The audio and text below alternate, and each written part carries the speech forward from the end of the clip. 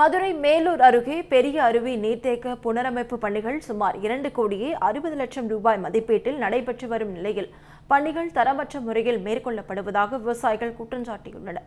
கூடுதல் தகவல்களை செய்தியாளர் பாண்டியன் வழங்க கேட்கலாம். பாண்டியன், வணக்கம். முழு விவரங்கள். வணக்கம் ரவினா. மதுரை மாவட்டம் மேலூர் அருகே உள்ள கேசம்பட்டி ஊராட்சியில் காடமிட்டான்பட்டியில் சுமார் 52.6 ஏக்கர் பரப்பளவில் பெரிய அருவி நீர்த்தேக்கம் உள்ளது.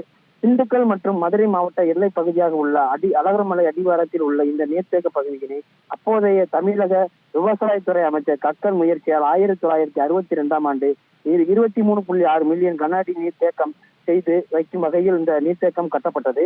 இதன் மூலம் இப்பகுதியில் உள்ள சுமார் 170 ஏக்கர் விளைநிலங்கள் நேரடியாகவும் மற்றும் 24 பாசன கால்வாய் மூலம் 670 ஏக்கர் விளைநிலங்கள் பாசன வசதிகளும் பெறுவதுடன் காடாமிட்டான்பட்டி, கேசம்பட்டி, பட்டினப்பட்டி, சேக்கிப்பட்டி, பட்டூர், கற்பூரம்பட்டி, சாணிப்பட்டி உள்ளிட்ட 10க்கும் மேற்பட்ட கிராம மக்களின் குடிநீர் தேவைக்கும் தீர்த்து வைக்கும் வகையில் உள்ளது.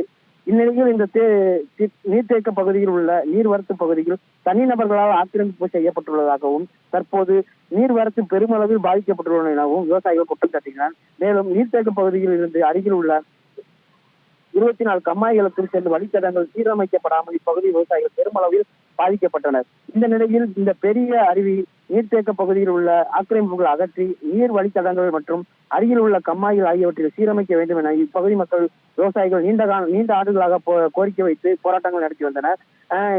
இதனை அடுத்து கடந்த 2025ஆம் ஆண்டு டிசம்பர் மாதம் 7ஆம் தேதி மதுரையில் நடைபெற்ற அரசு விழாவில் அப்போதைய முதலமைச்சர் மு.க. ஸ்டாலின் கிட்டத்தட்ட ரூபாய் 2.60 கோடி மதிப்பீட்டில் இந்த பெரிய அருவி நீர்த்தேக்கம் மற்றும் அதனுடன் இணைத்த கம்மாய்களை புறக்கணிக்கப்படும் என அறிவித்ததை தொடர்ந்து அதற்கான பணிகள் தொடர்ந்து நடைபெற்று வருகின்றன. இந்த நிலையில் நீர்த்தேக்க பகுதியில் உள்ள ஆக்கிரமிப்புகள் மாவட்ட எல்லை பிரச்சனைகள் காட்டி பொதுப்பணித்துறை அதிகாரிகள் முழுமையாக அகற்றவில்லை என்றவும் பொதுமக்கள் மற்றும் விவசாயிகள் குற்றம் சாட்டினர்.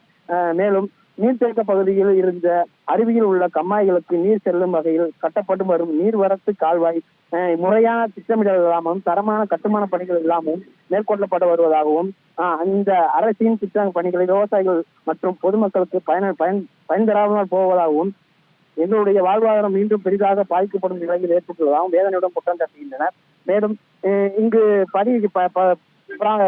பராமரிப்பு பணிகள் நடைபெறும் சூழலில் அங்கு இடிந்து கிடக்கும் படிக்கட்டுகளை பழுது செய்யாமல் அப்படியே பெயிண்டிங் அடித்து வண்ணம் பூசி ஏற்பாடுகளை